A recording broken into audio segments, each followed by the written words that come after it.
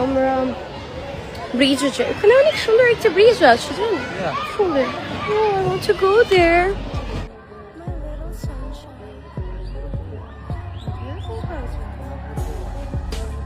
আমরা এসেছি পার্কে, হাঁটতে। অনেক মানুষ আমাকে চিনতে পারছে, বাই দ্য ওয়ে। বিয়ের পর 17 বছরের স্বামীকে নিয়ে একই কাণ্ড করলেন ভাইরাল রাশিয়ান মডেল মনিকা কবির। ভিউয়ার্স, পুরো ভিডিওটি দেখে অবশ্যই আপনার মতামতটি জানিয়ে দিন। মনিকা কবির মাত্র 17 বছর বয়সী ওয়াহিদ জামানকে বিয়ে করে দেশ জুড়ে ব্যাপক আলোচিত হয়েছেন। নিজের থেকে 10 বছরের ছোট এই স্বামীর সঙ্গে সুখেই দিন কাটাচ্ছেন মনিকা কবির।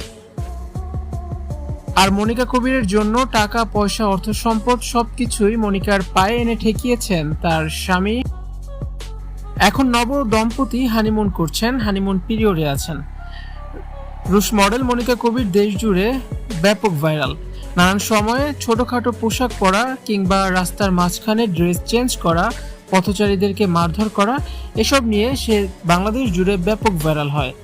তবে সবশেষ এক পথচারীকে বিনা অপরাধে মারধর করায় দেশ জুড়ে ব্যাপক সমালোচিত হয় মনিকা কবির। এরপর তাকে বাংলাদেশ ত্যাগে ব্যাপক চাপ দেওয়া হয়।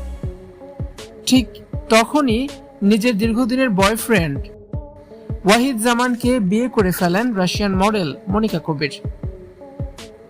বাংলাদেশে এখন স্থায়ীভাবে তিনি বসবাস করছেন।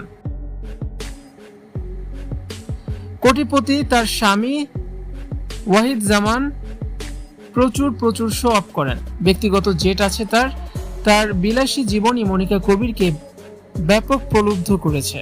তাই তো চিরতরে বাংলাদেশের নাগরিক হয়ে ওয়াহিদ জামানের কাছে থেকে গেলেন মনিকা কবির।